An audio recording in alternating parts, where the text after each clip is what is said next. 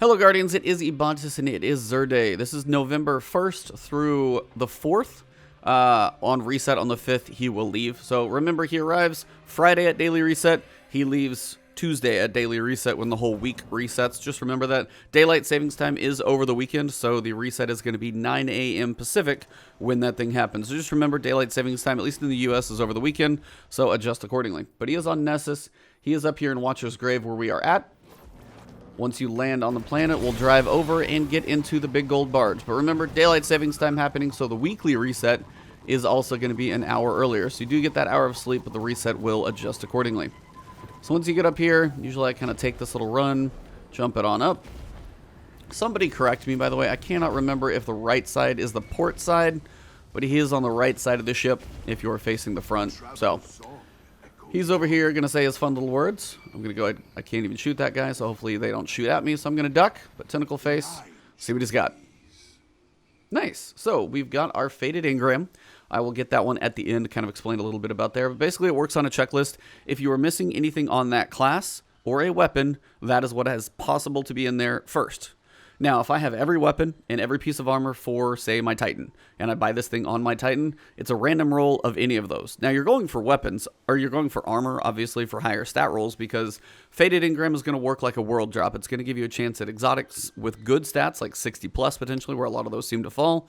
The ones that come from here, which are supposed to have random rolls, but that hasn't been fixed yet, currently those just match the collections, so you're really not getting any benefit. The ones down here, you're getting to add to your collections to complete them. So if you're missing like the mechanics of an exotic, that's fine, but the stats just are not amazing. So let's go through the gear first, and then we'll get our Faded Engram and see what we get. So Vigilance Wing first. This is a 5-shot pulse rifle.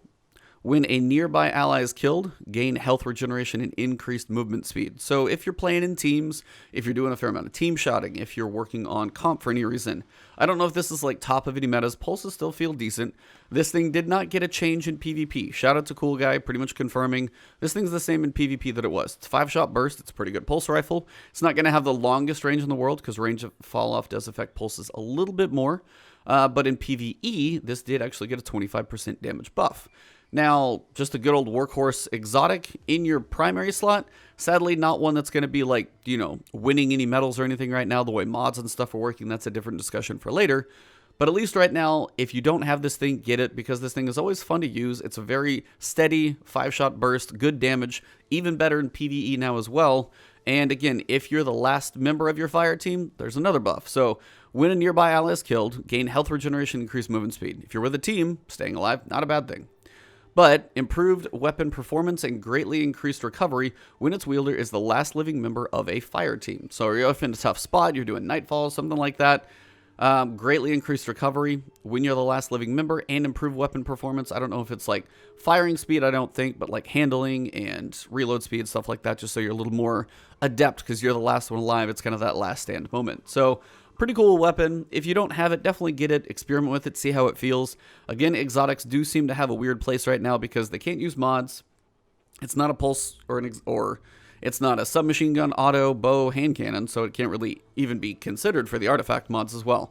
So as I said, pulses are in a weird spot. They're still fun to use though, and they're still pretty reliable. So if you haven't tested this thing out, get it, experiment, try PvP, try PvE. This one will probably decimate in momentum control.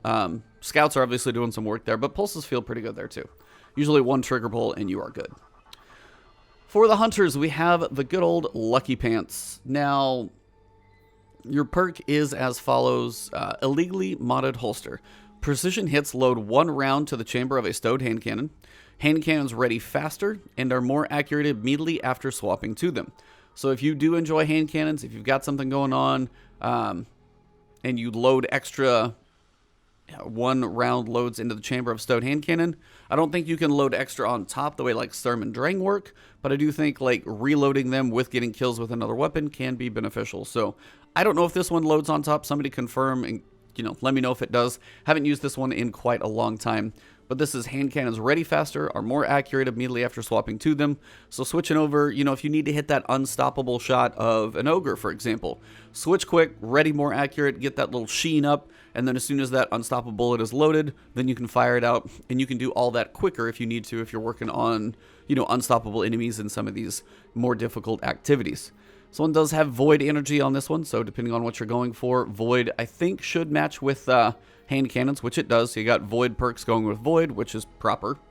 And then over here we have a whopping 48 stats. Nothing surprising. This is what comes from collections. Recovery and Discipline, it's kind of your only thing that got a little bit of a boost. Again, as I said, stats here are just the collections. To my understanding, Bungie said it's not supposed to be just the collections. They are supposed to be random.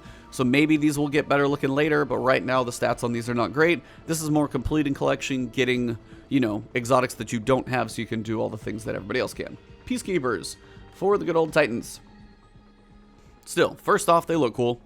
Mecha Holster reloads stowed submachine guns and allows you to ready them instantly, improving your handling with SMGs and your movement while wielding one.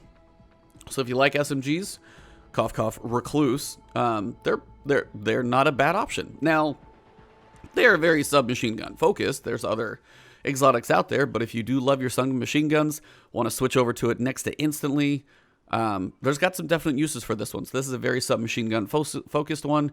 We are using solar energy, and solar energy, sadly, okay, it does. Okay, wanted to make sure.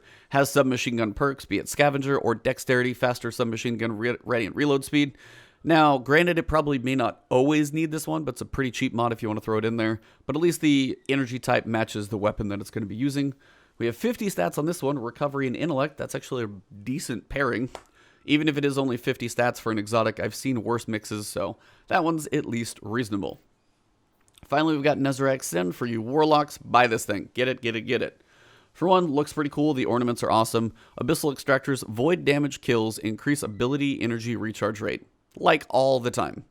So void damage, that can be from your grenade, that can be from your melee, from your super, from void weapons. All of those things will increase ability energy recharge rate. So the more void damage you do in any way, shape, fashion, or form is going to benefit you by getting your abilities up even quicker.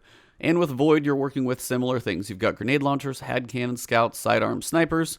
So things that people are definitely going to be using, at least 3 of those for sure are. So void across the board, getting void abilities back quicker. If you're running Devour, if you're running Nova Bomb, any and all those things, handheld Supernova, all those things, run your void damage, get all that stuff back quicker.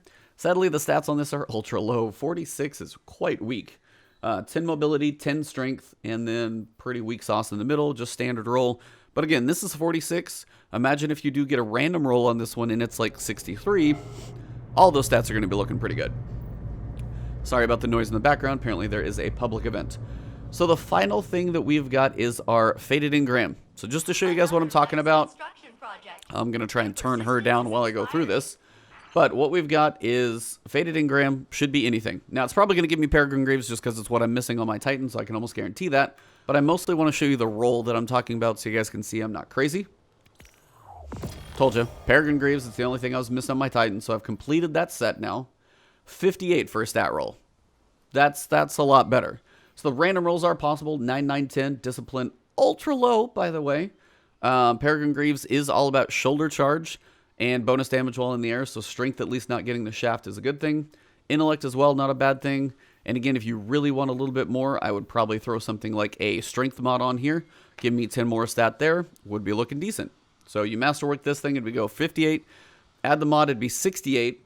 And again, this is 58. I've seen exotics over 60, so this is actually pretty low for an exotic from what I have seen generally. But it fits pretty well, works with Hammer Strike, not too shabby. So all in all, just so you guys know how that one works, better stat roll, going off the stuff that you don't have. Now, if I had Peregrine Greaves, that would be every weapon and exotic that I can get. It would truly just be random from that collection. So if you are missing a piece of armor for a certain class, like I'm missing one thing on my Warlock, I don't want to buy the Fitted Engram on my Titan, you're not going to get a piece of armor for your Warlock. So make sure you're on the class that you're going for. Other than that, my Titan is looking quite shiny, almost at level 100 on the season rank. So let me know below what you guys are on the season rank right now. Hopefully you guys are all having a great one. And Last Word Podcast did record this morning. Audio will be up shortly. Video will be up probably tomorrow. And I will be doing a charity stream on Sunday at some point with you guys. So might mix it up with some Destiny, some fun games. So tune into the stream. Watch my Twitter. It's Ebontis on Twitch and Twitter. But right here on YouTube, if you did enjoy the video, drop a like below. Leave it a comment if you got questions, thoughts, opinions, or otherwise. You guys are amazing. Hit that sub button if you haven't. I'll keep the content coming. And more guides, tips, and things to follow. So have an awesome weekend. Enjoy. Hopefully I'll see you guys Sunday in the stream. Lots of fun to be had there. So enjoy Saturday. Come hang out with me Sunday. Enjoy your week.